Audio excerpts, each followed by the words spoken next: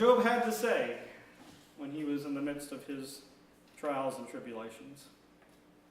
Now, when I woke up this Monday morning, the last thing I expected to hear was about a man who shot 59 people to death, including himself, and who left nearly 500 people more wounded by gunshots, and thousands more even scarred by the aftermath. How many of you were expecting that on Monday morning? Orlando, Charleston, Blacksburg, Sandy Hook, Columbine.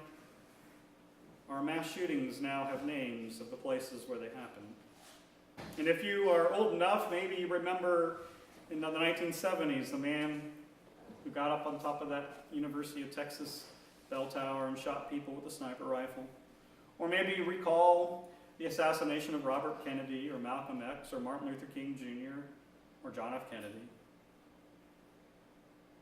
One newspaper this week wrote that when you take the loosest definition of what a mass shooting is, which basically is 4 or more people shot indiscriminately in a public, that we've had more than 273 mass shootings in 2017 this year.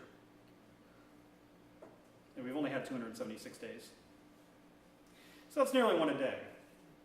But I'm not going to get into the politics of gun ownership or gun rights or gun control. All of you have come up with your own feelings about that after a long time of living. And I hope that you've spoken to your congressman or congresswoman or your senator about the things that you believe. Instead, though, what I want to talk about, instead of focusing on that, I want to focus on how do we respond to tragedy that's man-made. A couple of weeks ago, I spoke about how we respond to the natural disasters of this world. And if you remember, we learned that we trust in God to get us through the disaster. We understand that natural disasters are not God's punishment on us or on any particular people. And instead, our call as Christians is to respond to tragedy where it happens and become the hands and feet of Christ in the world.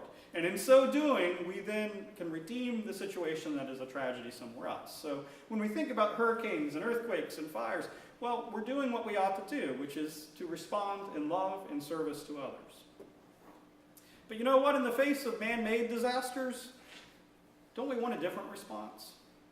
I think I've kind of seen that this week as I have watched the news. And how many of you, like me, have had to turn off the TV or turn off your radio or turn off your cell phone or turn off your computer, right? And you just didn't want to hear any more about it. Or maybe at other times like me, you've wanted to hear about it. We've asked questions like, who was this person? And how could he do this? And why did they do this? And you know, I think we ask those questions when things happen because we want to make sure that we don't have similarities to that person. We want to make sure that one day we're not going to go crazy or shoot somebody up.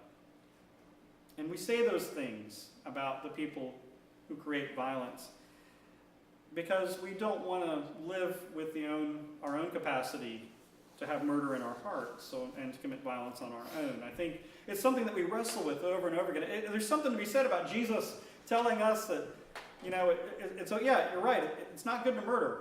Don't kill. But don't do it in your hearts either, he says. The truth is we seek rational answers for irrational acts so that we can feel better about ourselves. We want things to have answers. Now, the pursuit of answers is often found in the realm of science. We got psychology and sociology and biology that have all been out there in the public this week as we try to figure out, well, why did this person do what he did? Truth is, we live in an evidence-based culture.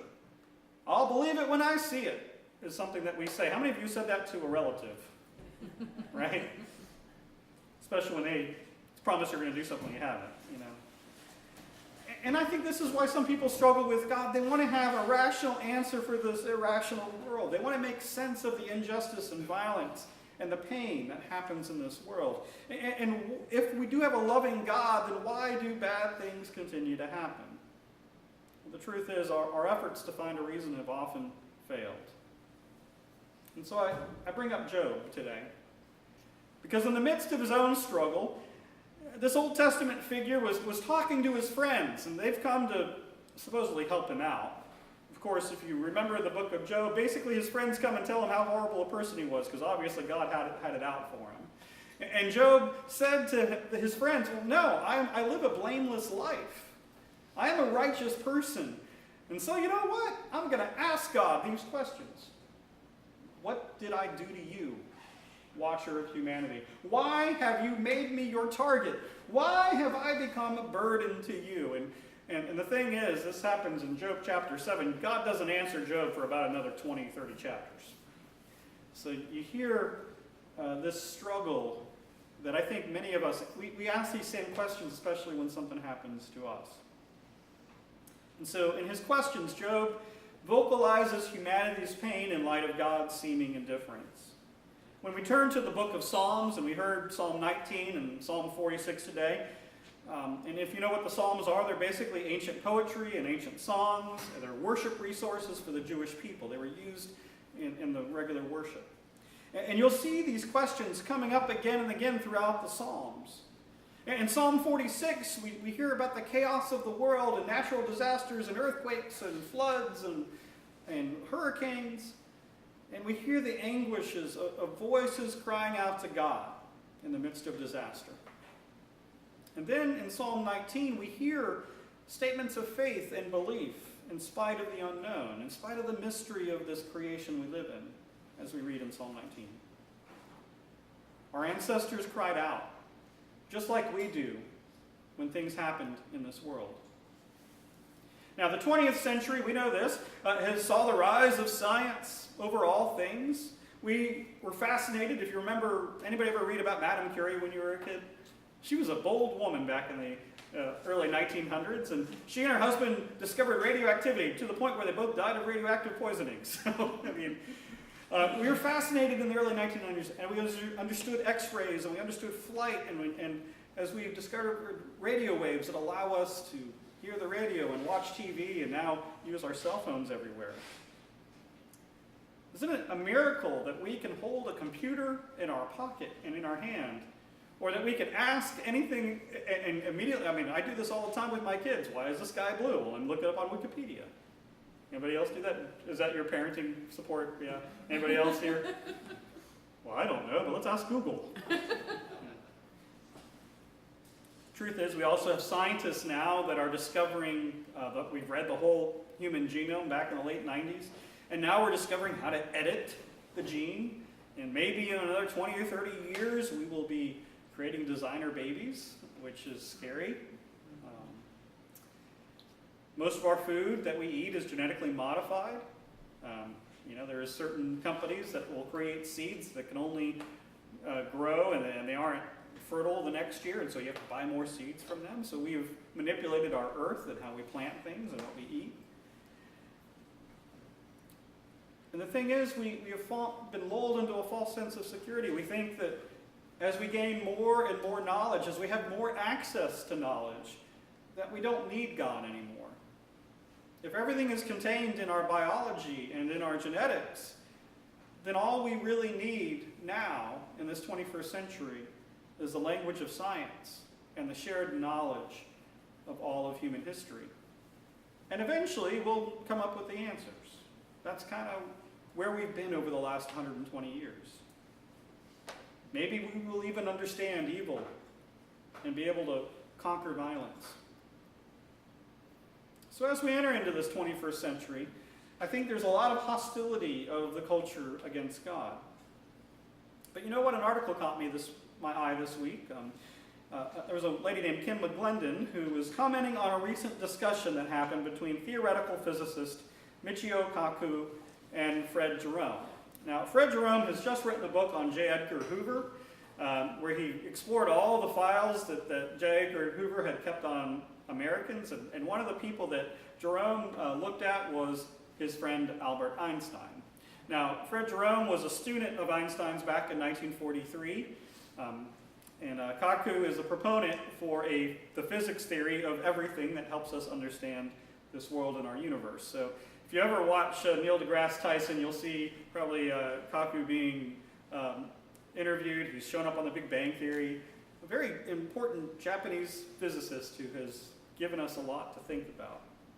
Well, this article discussed the relationship that Albert Einstein had with God. Now, it is true to say that that Einstein did not believe in a God that we pray to.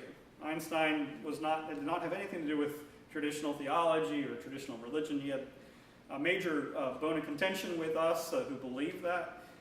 He says that any attempt to perceive God would make us fall victim to creating God in our own image.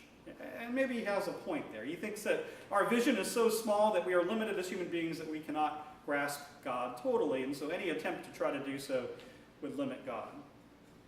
Well, I disagree with him on that, but we'll talk more. But as Einstein said, though, as he continued his research into nuclear physics and everything else, he remarked, "The more I study science, the more I believe in God." So even though Einstein didn't believe like we do and didn't really go to church, he still believed in a God that created this world and this universe and us. Until the 20th century, explaining all of creation was the task for theologians. There was a time in our country, back about 2 centuries ago, that the most educated people in America were doctors, lawyers, and preachers. Harvard and Yale got their start as schools of theology to train new preachers up. Now, theology is the study of God, and what we call Christian theology is the study of God through the lens of Jesus Christ. Well, it's not as prominent as it once was. How many of you would be excited if your kid went to study theology at school? A few, maybe. Some would say, "What are you going to do, to be a preacher?" But when it comes to like the hardcore theologians, there are very few of them out there who do it. I have a friend of mine I went to seminary with who is my age, and he got his doctorate, and it took him 5 years to find a job. So it was a hard thing for him. But I take Einstein's quote about religion, and he said this. He said, "Religion without science is blind, and science without religion is lame." It's a good quote, isn't it? Especially for a preacher to use, because it says, yes, we have a purpose. You see, Einstein believed that science and religion aren't mutually exclusive. They can walk hand in hand. We need to pursue knowledge. We need to pursue an understanding of God.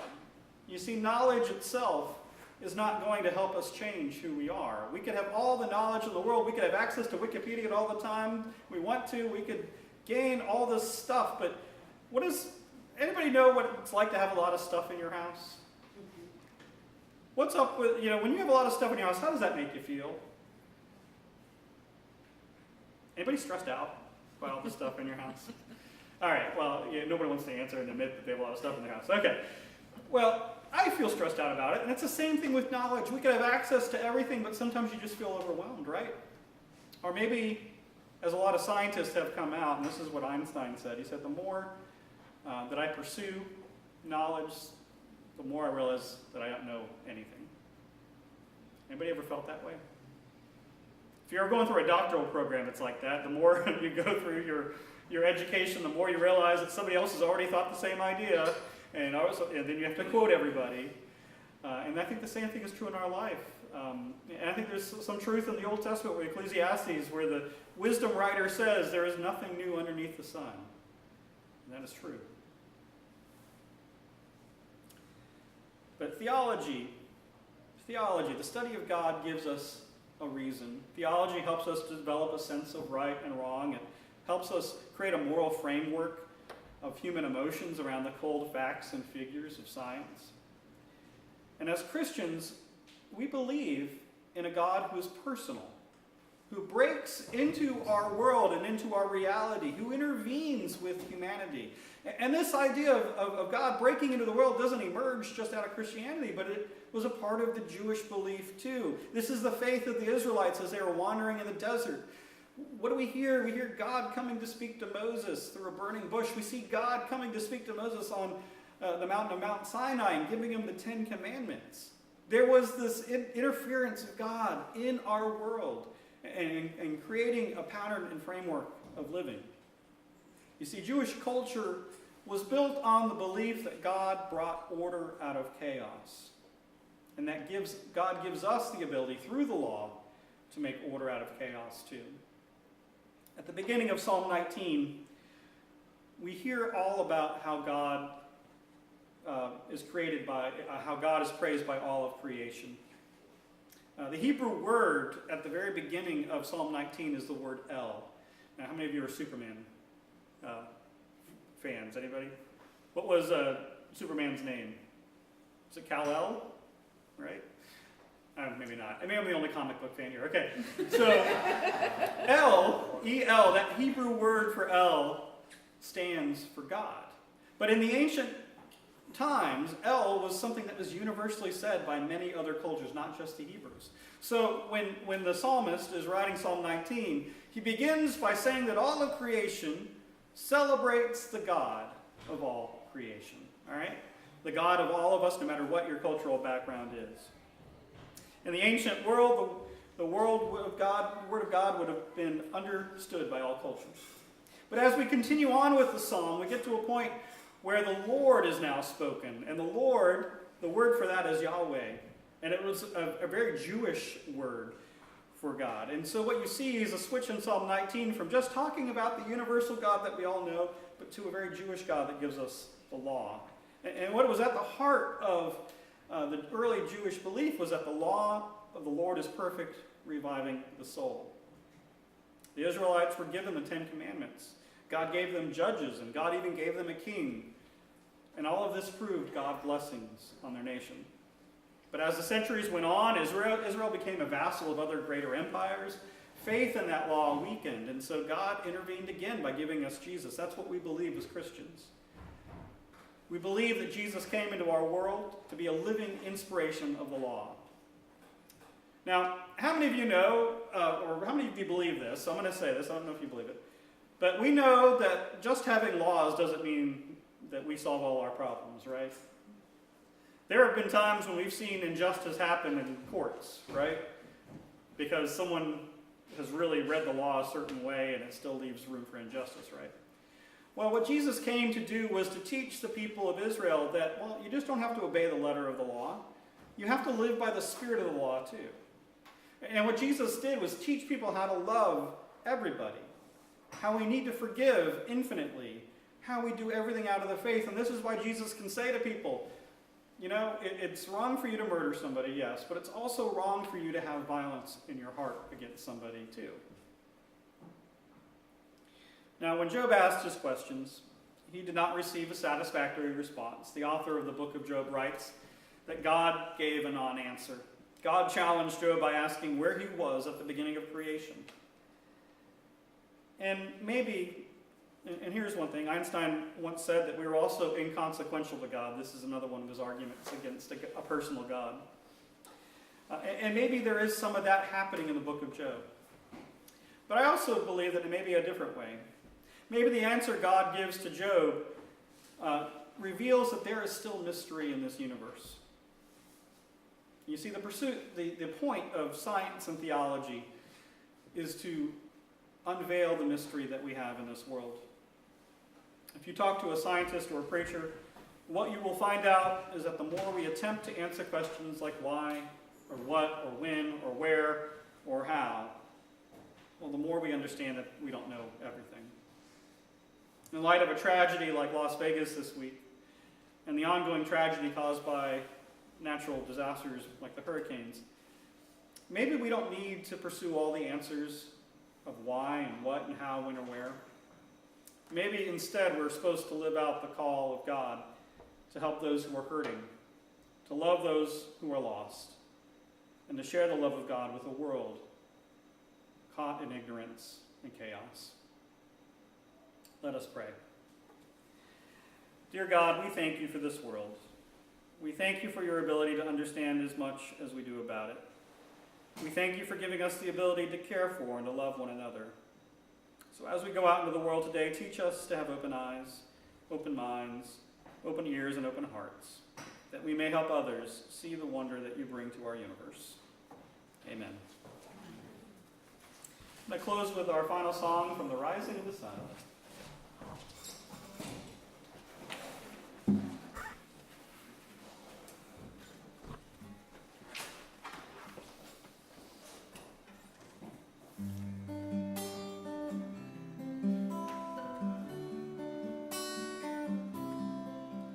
From the rising of the sun to the going down of the same, the name of the Lord shall be praised.